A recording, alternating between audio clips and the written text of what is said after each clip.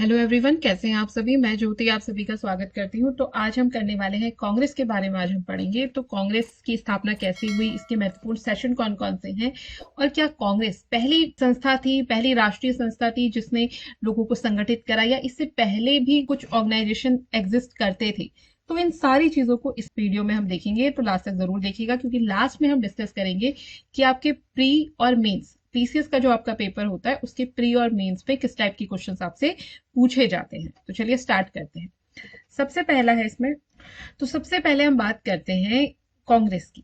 देखो 1850 1850 से के बाद से ही जो भारत है उसमें राजनीतिक संगठन आपके बनने लगे थे, लोग इकट्ठा होने लगे थे और पॉलिटिकल पार्टीज या पॉलिटिकल ऑर्गेनाइजेशन टाइप का उन्होंने बनाना स्टार्ट कर दिया था।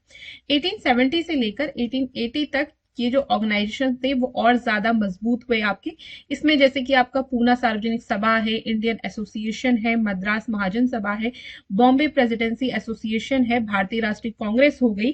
तो ये सारे संगठन थे। अब इनका उद्देश्य क्या था, ये जितने भी आपकी ऑर्गेनाइजेशन बनती थी उनका उद्देश्य था कि जिस भी अगर वो किसी पर्टिकुलर एरिया की है तो वहां के यानी कि भारत की जनता के हितों की रक्षा करना और अंग्रेज जो भी अन्याय कर रहे हैं उसके खिलाफ आवाज उठाना एक संगठित रूप से।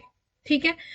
और ये जो ऑर्गेनाइजेशन बनने लगी उसके पीछे भी रीजन था। क्यों? क्योंकि ब्रिटिशर्स क्या कर रहे थे, अलग अलग टाइप के बहुत ज्यादा जो हार्श लॉज थे उनको भारत की जनता पर डाल रहे थे।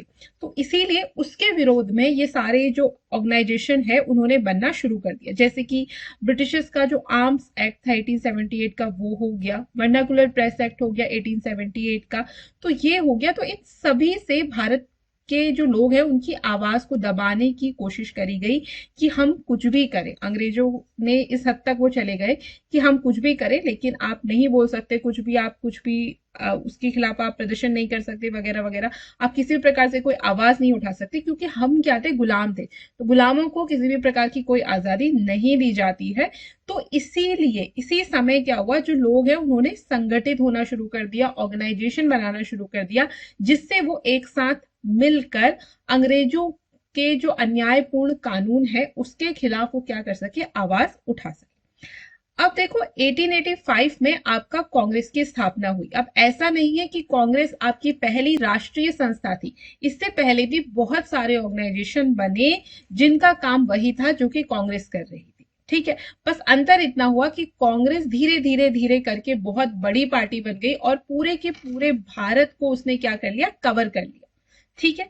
अब देखो 1885 से पहले जो राजनीतिक संस्थाएं थी उनको हम देखते हैं। तो 1838 में आपकी लैंड होल्डर सोसाइटी बनी थी। ये जो संस्था थी ये बंगाल, बिहार, उड़ीसा के जो जमींदार थे उन्होंने अपने हितों की रक्षा करने के लिए इनको बनाया, इस सोसाइटी को बनाया था।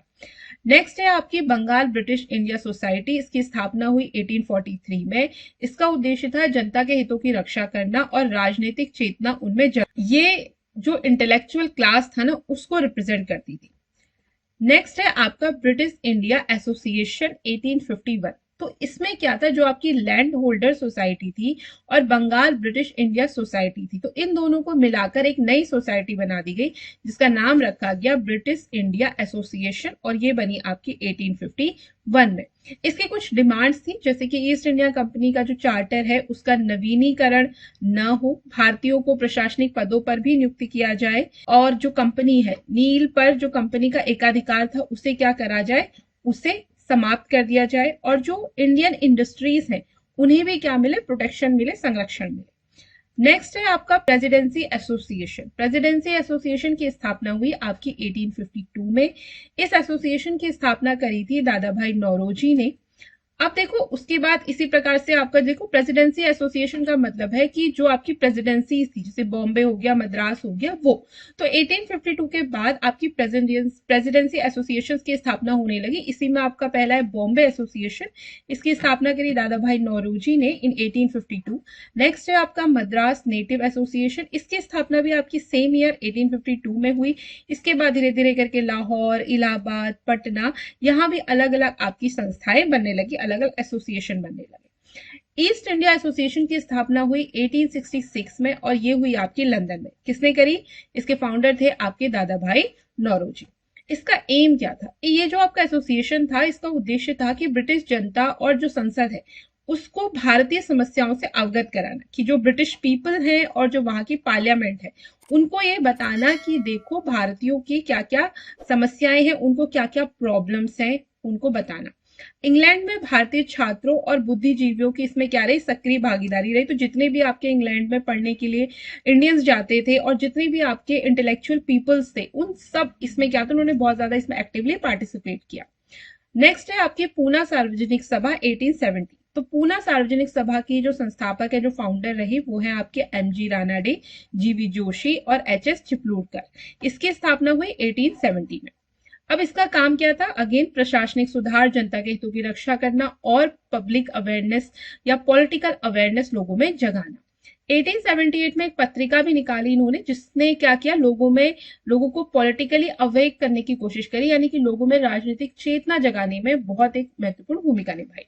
नेक्स्ट है आपके इंडियन एसोसिएशन। इसकी स्थापना हुई 1876 में कैलकाटा में, और इसकी जो फाउंडर थे वो थे आपके सुरेंद्रनाथ बनर्जी। अब इसकी जो सदस्यता शुल्क था वो केवल 5 रुपए था। वो ऐसा इसीलिए इतना कम रखा गया ताकि जो मिडिल क्लास है और जो नॉर्मल लोग हैं उनको भी क्या किया जाए, इस संस्था से जोड़ा जाए, वो भी क्या करें, इसके पार्ट बने। अब इसका ऑब्जेक्टिव क्या था, एक नेशनल प्लेटफॉर्म प्रोवाइड करना, भारत में राजनीतिक जागरण, भारत के जो लोग हैं उनमें राजनीतिक जागरण करना, उन्हें पॉलिटिकल रूप से अवेयर करना, और हिंदू मुस्लिम जो एकता है उसको प्रोत्साहित करना, हिंदू मुस्लिम यूनिटी को क्या करना, प्रमोट करना। अब देखो, ये 1837 से लेकर 1885 की जो भी आपकी जितनी भी ये आपके ऑर्गेनाइजेशन बने, इनकी अगर हम इंडिविजुअल आप उपलब्धियां देखोगे तो वो काफी सीमित थी, लेकिन इन्होंने क्या करा, एक राष्ट्रीय आंदोलन की नींव जरूर रखी, क्योंकि लोग धीरे धीरे छोटे छोटे ग्रुप्स में अलग अलग प्रांतों में उन्होंने संगठित होना शुरू करा, ऑर्गेनाइजेशन बनानी शुरू करी, और यही ऑर्गेनाइजेशन आगे चलकर एक बड़ी ऑर्गेनाइजेशन का बेस बनी, जिसका नाम है आपका कांग्रेस। इन्होंने क्या करा, ब्रिटिश शासन की नीतियों की आलोचना करी, राजनीतिक संस्थाओं ने जो मध्यम वर्ग है और जो इंटेलेक्चुअल पीपल है उनको क्या क्या एक साथ उन्हें एक मंच पे लाने का काम किया, प्रशासनिक सुधार और जो भारतीय प्रतिनिधित्व है उसकी मांग उठाई कि जो एडमिनिस्ट्रेटिव रिफॉर्म्स है उनको किया जाए, और इंडियंस का रिप्रेजेंटेशन क्या किया जाए, बढ़ाया जाए, उनका पार्टिसिपेशन इंक्रीज किया जाए। और इसने ही, ये जो आपका इंडियन एसोसिएशन था, यही इसने क्या करा, इसने भारतीय राष्ट्रीय कांग्रेस के लिए एक पूरा ग्राउंड तैयार कर दिया। ठीक है, कि एकदम से उठकर आपकी कोई संस्था बड़ी नहीं होती, धीरे धीरे करके जो उससे पहले जो भी काम हुआ है, जो भी छोटी छोटी संस्थाएं बनी है, उन सबका योगदान था आपका, कि आगे चल के जो कांग्रेस है वो इतनी ज्यादा बड़ी हो पाई। देखो यहाँ पे मैंने आपकी जो संस्था है, जो भी आपकी 1885 से पहले जो भी आपकी पॉलिटिकल एसोसिएशन बनी है, उसकी यहाँ पे डिटेल लिख दी है। यहाँ पे आपको एसोसिएशन कब वो फाउंड हुई, कौन उसका फाउंडर था, उसका मेन मोटो क्या था, और उसका कंट्रीब्यूशन क्या रहा हमारे इंडियन ऑर्गेनाइजेशंस में, तो वो मैंने यहाँ पे लिख दिया। इसको आप चाहे तो स्क्रीनशॉट ले लेना, या इसकी पीडीएफ आपको हमारे टेलीग्राम चैनल पे मिल जाएगी, वहां पे जाके आप उससे पूरी पीडीएफ देख सकते हो। ठीक है, तो ये है। हाँ, अब बात करते हैं हम, मेन अपना टॉपिक जो है वो है भारतीय राष्ट्रीय कांग्रेस। देखो, भारतीय राष्ट्रीय कांग्रेस से पहले हमें इन संस्थाओं के बारे में पढ़ना जरूरी था, क्योंकि फिर ऐसा नहीं लगना चाहिए ना कि भारतीय राष्ट्रीय कांग्रेस पहली संस्था थी, हमारे दिमाग में ये ना आए। उससे पहले भी राजनीतिक चेतना का जो प्रचार प्रसार है वो धीरे धीरे करके होने लगा था। ठीक है, तो भारतीय राष्ट्रीय कांग्रेस की स्थापना हुई आपकी 28 दिसंबर 1885 को, कहाँ हुई, मुंबई में। ठीक है, या बंबई में। देखो, इसकी जो पहला जो इसका सेशन होने वाला था, यानी पहली बार जो मिलने वाले थे जहां भारतीय राष्ट्रीय कांग्रेस की स्थापना होनी थी, वो होना था पूना में। लेकिन पूना में क्या फैल गया, हैजा फैल गया, जिस कारण से शिफ्ट कर दिया गया कहां, बंबई में, अभी के मुंबई में। ठीक है, अब ये कहां हुआ, ये मुंबई के गोकुलदास तेजपाल संस्कृत महाविद्यालय है, उसका सभा भवन था, वहां पर बैठक हुई। इस बैठक में लगभग 100 लोग आए थे, लेकिन 72 लोगों को भारतीय राष्ट्रीय कांग्रेस की सदस्यता दी गई। तो आप कह सकते हो कि पहले अधिवेशन में कितने लोगों ने पार्टिसिपेट किया, आपके 72 लोगों ने पार्टिसिपेट करा, और ये पहला सेशन था। ठीक है, अब ये जो आपका पहला सेशन हुआ, इसकी पहली बैठक का जो श्रेय है वो किसको दिया जाता है, एओ ह्यूम को दिया जाता है।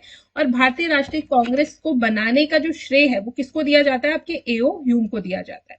ठीक है, कब हुआ था मैंने बता दिया आपको, 28 दिसंबर 1885 को हुआ था। पहले अध्यक्ष कौन बने, पहले अध्यक्ष बने आपके व्योमेश चंद्र बनर्जी।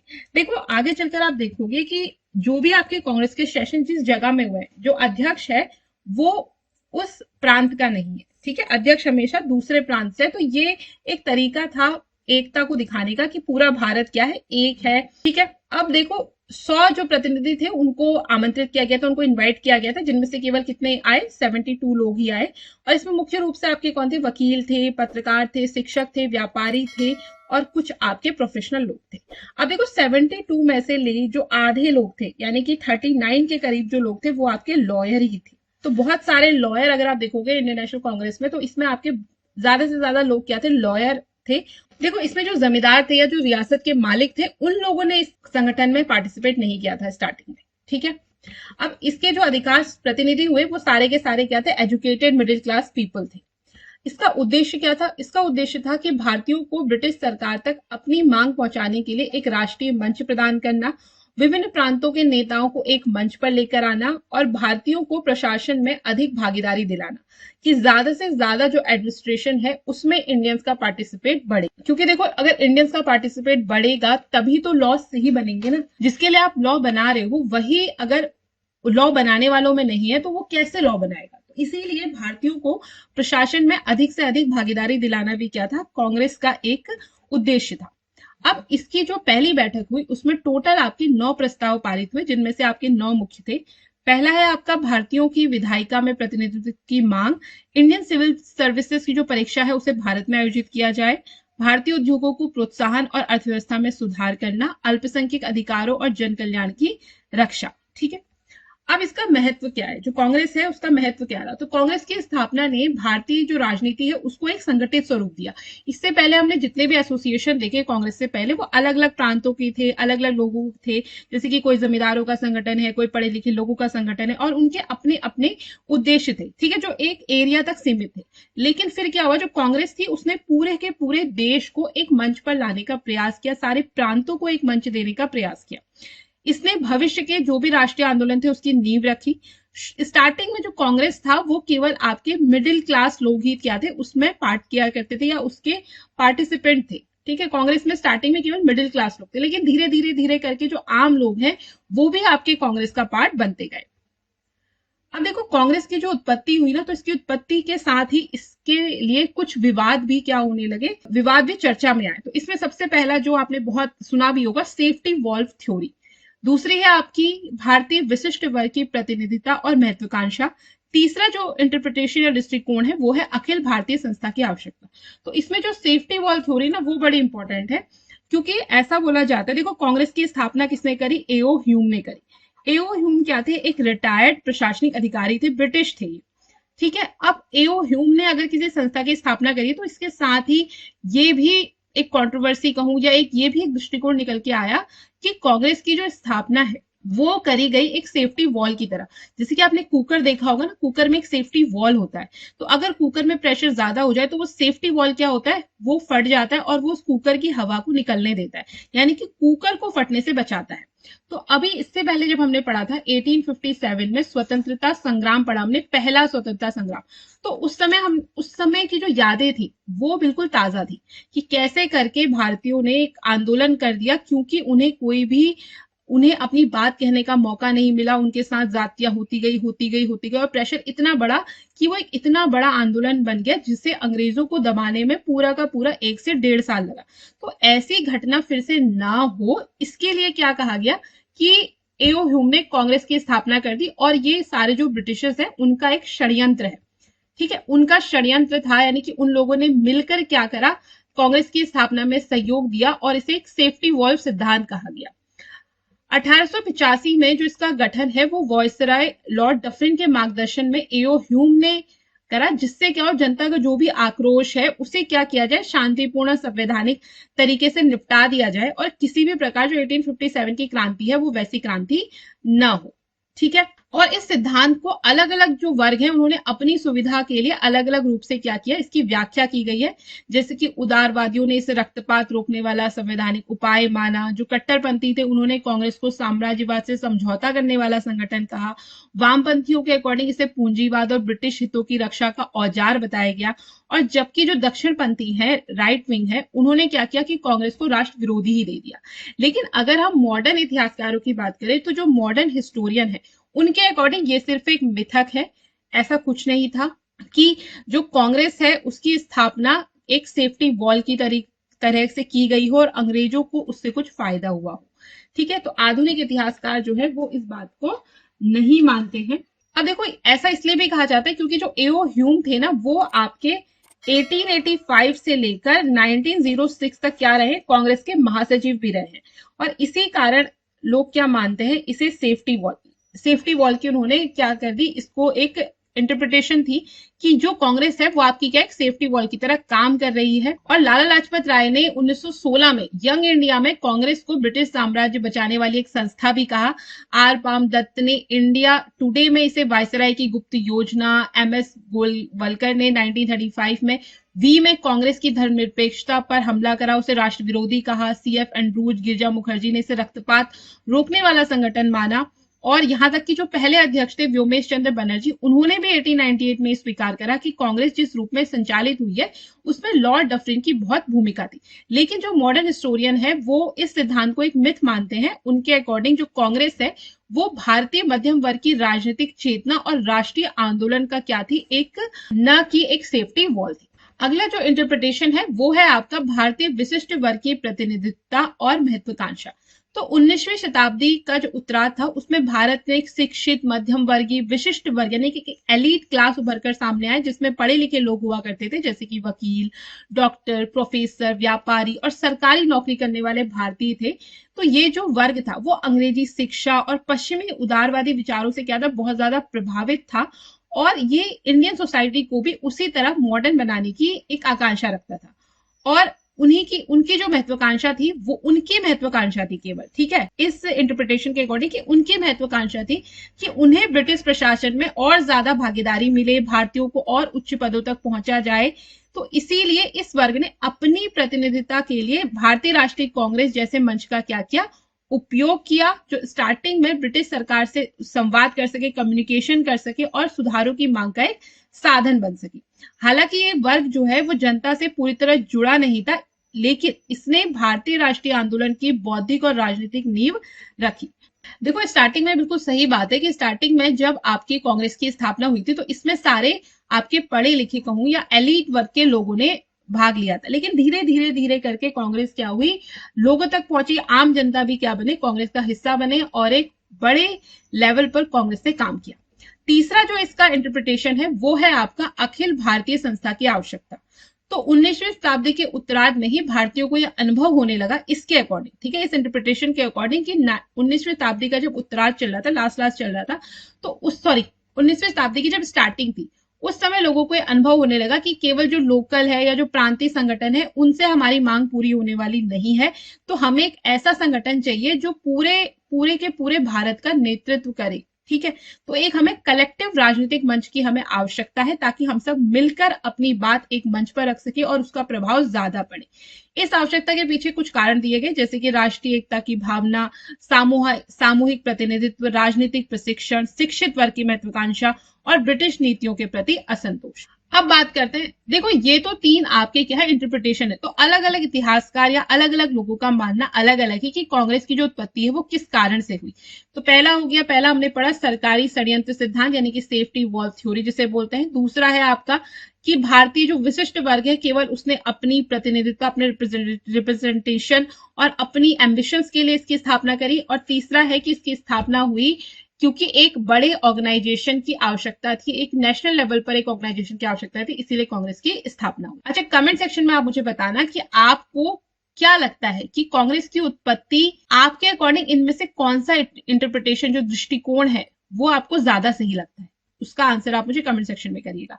अब हम देखते हैं कि कांग्रेस के जो भारतीय राष्ट्रीय कांग्रेस था उसके कौन कौन से अधिवेशन हुए, क्योंकि इससे आपके एग्जाम में क्वेश्चन पूछे जाते हैं। देखो, जो सेफ्टी वॉल थ्योरी है या ये आपका मेंस का पार्ट है। इसमें अगर आपसे क्वेश्चन पूछा जाएगा तो मेंस में पूछा जाएगा कि आप एक्सप्लेन करो, आपको आपके अकॉर्डिंग आपका दृष्टिकोण क्या है, आप उसकी उत्पत्ति को किस तरीके से देखते हैं, इस टाइप से।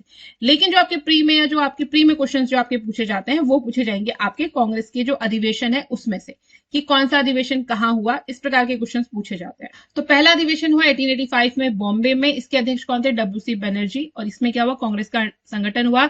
72 लोगों ने इसमें पार्टिसिपेट किया। अगला है 1886। इसका अधिवेशन जो हुआ कलकत्ता में। दादा भाई नौरोजी इसके अध्यक्ष बने। 1887 में हुआ आपके मद्रास में। बदरुद्दीन तैयब जी इसके अध्यक्ष बने, ये आपके पहले मुस्लिम अध्यक्ष थे। 1888 का हुआ इलाहाबाद में, इसके बने आपके जॉर्ज यूल, इसके जो अध्यक्ष बने वो बने, ये आपके प्रथम अंग्रेज अध्यक्ष थे। फिर आपका 1896 में कलकत्ता में हुआ, इसमें जो अध्यक्ष बने वो बने रहीमतुल्लाह सयानी, और इसकी खास बात यह कि इस अधिवेशन में वंदे मातरम पहली बार गाया गया।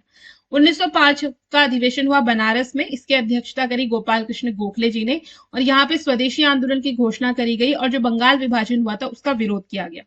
1906 का जो अधिवेशन हुआ वो हुआ कलकत्ता में, दादा भाई नौरोजी इसके अध्यक्ष बने। दादा भाई नौरोजी ने स्वराज शब्द का प्रयोग कांग्रेस के मंच से पहली बार किया, कौन से अधिवेशन में? आपके कलकत्ता अधिवेशन में। 1907 में हुआ आपका सूरत में, और इसकी अध्यक्षता करी रास बिहारी घोष ने।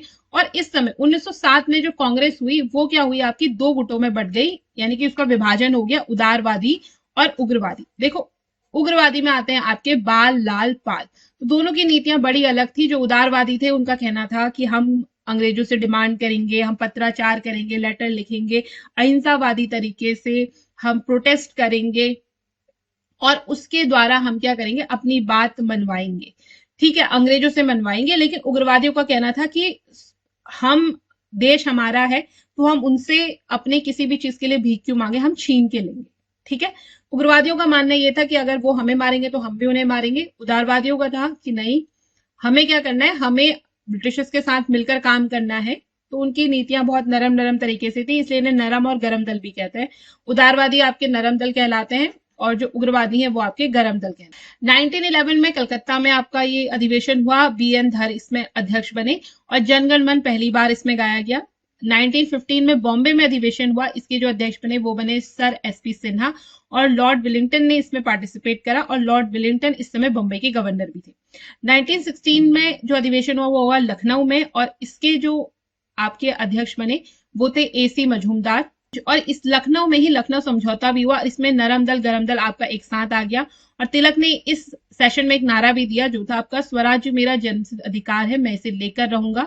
1917 में आपका कलकत्ता में अधिवेशन हुआ, इसमें आपकी एनी बेसेंट अध्यक्ष बनी, और ये पहली विमेन प्रेसिडेंट थी INC की। देखो 1920 में फिर क्या हुआ? 1920 में जो भारतीय राष्ट्रीय कांग्रेस है उसके दो सेशन हुए। एक सेशन हुआ आपका सितंबर में कलकत्ता में, और एक जिसकी जो अध्यक्षता है वो लाला लाजपत राय ने की, और यहाँ पे असहयोग आंदोलन पारित हुआ। दूसरा जो अधिवेशन है वो हुआ दिसंबर में नागपुर में, और इसकी अध्यक्षता करी C विजय राघवाचार्य ने। यहाँ पर असहयोग आंदोलन को औपचारिक रूप से अपना लिया गया और उसका विस्तार किया गया। कलकत्ता अधिवेशन 1920, और इसके अध्यक्ष कौन थे? लाला लाजपत राय। मुख्य निर्णय क्या हुआ कि इसमें महात्मा गांधी के नेतृत्व से असहयोग आंदोलन पारित किया गया। और नागपुर अधिवेशन में अध्यक्ष कौन थे? C विजय राघवाचार्य। तो ये आप ध्यान रखेंगे कि 1920 में आपके कांग्रेस के दो सेशन हुए, एक हुआ कलकत्ता अधिवेशन और एक विशेष सेशन हुआ आपका नागपुर अधिवेशन। अब देखो 1924 अगेन बहुत इंपॉर्टेंट, क्योंकि ये बेलगाम में हुआ, और महात्मा गांधी एकमात्र INC का यही अधिवेशन है जिसमें महात्मा गांधी आपके अध्यक्ष बने। 1925 में आपका कानपुर में अधिवेशन हुआ, इसमें आपकी सरोजनी नायडू अध्यक्ष बनी, और पहली भारतीय महिला अध्यक्ष थी आपकी सरोजनी नायडू। तो ये ध्यान रखना पेपर में कि पहली महिला अध्यक्ष पूछा गया या पहली भारतीय महिला अध्यक्ष पूछा गया है। फिर आपके उस पे भी ऑप्शन पे भी डिपेंड करता है कि अगर उसमें एनी बेसेंट नहीं दिया है और क्वेश्चन पूछा है कि पहली महिला अध्यक्ष कौन है, एनी बेसेंट ऑप्शन में नहीं दिया तो सरोजिनी नायडू पे टिक लगा देना। और अगर एनी बेसेंट ऑप्शन में दिया है और क्वेश्चन पूछा गया है कि पहली महिला अध्यक्ष कौन थी, तो आप किस में लगाओगे? एनी बेसेंट में। और अगर क्लियरली पूछा गया है पहली भारतीय महिला अध्यक्ष कौन थी INC की, तो आंसर क्या हो जाएगा आपका? सरोजिनी नायडू। 1927 में आपका जो अधिवेशन हुआ वो हुआ मद्रास में, इसके जो अध्यक्ष बने वो बने डॉक्टर MA अंसारी, और यहाँ पर साइमन कमीशन का बहिष्कार किया गया और पूर्ण स्वराज्य पर प्रस्ताव भी पारित किया गया। 1928 का जो अधिवेशन है वो हुआ आपके कलकत्ता में, यहाँ पे मोतीलाल नेहरू इसके अध्यक्ष बने और अखिल भारतीय युवा कांग्रेस की इसमें स्थापना हुई। 1929 का जो अधिवेशन है वो हुआ लाहौर में, जवाहरलाल नेहरू इसके अध्यक्ष बने, मोतीलाल नेहरू के बेटे। तो देखो पहला जो अधिवेशन हुआ है उसमें पिता बने हैं, दूसरे में उसके बेटे बने हैं। अब 1929 में क्या हुआ कि इस वाला जो अधिवेशन था इसमें पूर्ण स्वराज प्रस्ताव पारित किया गया और 26 जनवरी को स्वतंत्रता दिवस मनाया जाएगा, ऐसा इन्होंने बात करी उस समय। 1931 का जो अधिवेशन है वो हुआ आपका कराची में और इसमें बने आपके सरदार वल्लभ भाई पटेल अध्यक्ष। यहाँ पे मौलिक अधिकारों का प्रस्ताव दिया गया और जो गांधी इरविन समझौता था उसे स्वीकृति दी गई। 1936 का जो अधिवेशन हुआ वो हुआ जवाहरलाल नेहरू में। जवाहरलाल नेहरू ने उसकी अध्यक्षता करी और समाजवादी विचारधारा पर इस पर बल दिया गया। 1937 यानी कि समाजवादी विचारधारा पर बात की गई। 1937 का जो अधिवेशन था वो भी आपका फैजपुर में हुआ और इसके जो अध्यक्ष बने वो बने जवाहरलाल नेहरू और ये पहला ग्रामीण सेशन था, इसलिए इंपॉर्टेंट है, ध्यान रखना। 1938 में जो अधिवेशन हुआ वो हुआ हरिपुरा में, और इसमें अध्यक्ष बने आपके सुभाष चंद्र बोस, और इसमें राष्ट्रीय योजना समिति की स्थापना हुई। 1939 में आपका अधिवेशन हुआ त्रिपुरा में, ये मध्य प्रदेश में है, हरिपुरा आपका गुजरात में पड़ता है। और ये जो त्रिपुरा अधिवेशन था, इसके अध्यक्ष बने थे आपके सुभाष चंद्र बोस। ठीक है, त्रिपुरी अधिवेशन याद रखना, क्योंकि त्रिपुरी में जो अधिवेशन हुआ ना, इसमें पहली बार अध्यक्ष पद के लिए आपका क्या हुआ, इलेक्शन हुआ। तो सुभाष चंद्र बोस ने इसमें सीता पट्टाभी राय को पराजित किया। जो महात्मा गांधी थे वो चाहते थे कि सीता पट्टाभी राय अध्यक्ष बने, लेकिन जीते कौन, सुभाष चंद्र बोस जीते। लेकिन बाद में सुभाष चंद्र बोस अध्यक्ष बने, लेकिन फिर उन्होंने इस्तीफा दे दिया, और उनके इस्तीफा देने के बाद राजेंद्र प्रसाद क्या बन गए, आपके अध्यक्ष बने। 1940 में आपका जो रामगढ़ है वहां पे आपका सेशन हुआ, और इसके जो अध्यक्ष बने वो बने आपके अबुल कलाम आजाद। और फिर ये लगातार 6 वर्षों तक कांग्रेस के अध्यक्ष रहे, क्योंकि 6 वर्षों में कोई भी सेशन आपका कांग्रेस का नहीं हुआ। 1941 से लेके 45 तक आपका कोई भी अधिवेशन नहीं हुआ, क्योंकि इस समय भारत छोड़ो आंदोलन चल रहा था। 1946 में फिर मेरठ में आपका एक अधिवेशन हुआ, जिसके अध्यक्ष बने जेबी कृपलानी। और स्वतंत्रता से पहले जो अंतिम सत्र था आपका यही हुआ है। कृपलानी स्वतंत्र भारत के समय क्या थे, आईएनसी के अध्यक्ष रहे। ठीक है, कई बार क्वेश्चन पूछ लेते हैं कि आजादी के समय आईएनसी के अध्यक्ष कौन थे, तो कौन थे, आपके जेबी कृपलानी थे। ठीक है, इस चीज को याद रखना कि 1941 से लेके 45 तक कोई भी अधिवेशन नहीं हुआ है। बाकी हर साल आपके आईएनसी के अधिवेशन हुए। यहाँ पे मैंने वही अधिवेशन लिए हैं जो आपके इंपॉर्टेंट है और जिससे एग्जाम में क्वेश्चन बनते हैं। अब देखो एग्जाम में तो ये पूरा हमारा टॉपिक था जो हमने पढ़ा। इसमें हमने देखा कि आईएनसी से पहले भारत में कौन कौन सी संस्थाएं थी, किस प्रकार आईएनसी की स्थापना हुई, आईएनसी की स्थापना को लेकर कौन कौन से इंटरप्रिटेशन है, और उसके पीछे क्या क्या लोगों ने अपने लॉजिक दिए हैं। और आपको मुझे कमेंट सेक्शन में ये बताना है कि आप कौन सी थ्योरी को ज्यादा सपोर्ट करते हैं, आपके अकॉर्डिंग कौन सी सही होगी। ठीक है, और क्यों है, अगर आप चाहें तो आप मुझे कमेंट सेक्शन में ये बता सकते हैं। ठीक है, तो अब हम देख लेते हैं कि कैसे क्वेश्चंस आपके प्री में पूछे जाते हैं। तो देखो, प्री में आपसे ऐसे क्वेश्चन पूछ लिया जाता है कि भारतीय राष्ट्रीय कांग्रेस का पहला अधिवेशन 1885 में कहां हुआ और इसके अध्यक्ष कौन थे। तो इसके आंसर आप मुझे कमेंट सेक्शन में करेंगे। कांग्रेस ने पूर्ण स्वराज्य का प्रस्ताव कब और कहां पारित किया, यानी किस सेशन में पारित करा। सेफ्टी वॉल्व सिद्धांत भारतीय राष्ट्रीय कांग्रेस से किसने जोड़ा। कांग्रेस के किस अधिवेशन में पहली बार राष्ट्रीय ध्वज फहराया गया था। तो ये कुछ क्वेश्चन है, इनके आंसर आप मुझे कमेंट सेक्शन में करना। अब देखो मेंस में कैसे क्वेश्चन पूछे जाएंगे इस टॉपिक से। तो मेंस में आपसे पूछा जा सकता है कि क्या कारण था कि 19वीं शताब्दी के अंत तक आते आते नरम दल अपनी घोषित विचारधारा और राजनीतिक लक्ष्यों के प्रति राष्ट्र के विश्वास को जगाने में असफल हो गए। नरमपंथियों की भूमिका ने किस सीमा तक व्यापक स्वतंत्रता आंदोलन का आधार तैयार किया, टिप्पणी कीजिए। या 1907 के सूरत विभाजन के कारण और परिणामों पर टिप्पणी करनी है आपको। या भारतीय राष्ट्रीय कांग्रेस के योगदान का मूल्यांकन करना है कि क्या ये केवल बुद्धिजीवी वर्ग तक सीमित था या ये जन आंदोलन का रूप ले चुकी थी। इस प्रकार के क्वेश्चंस आपसे प्री और मेंस में पूछे जाते हैं। तो आशा करती हूँ आपको ये लेक्चर अच्छा लगा होगा। अगर आपकी कोई भी क्वेरीज है तो वो आप मुझसे कमेंट सेक्शन में पूछ सकते हैं। Thanks for watching, keep learning.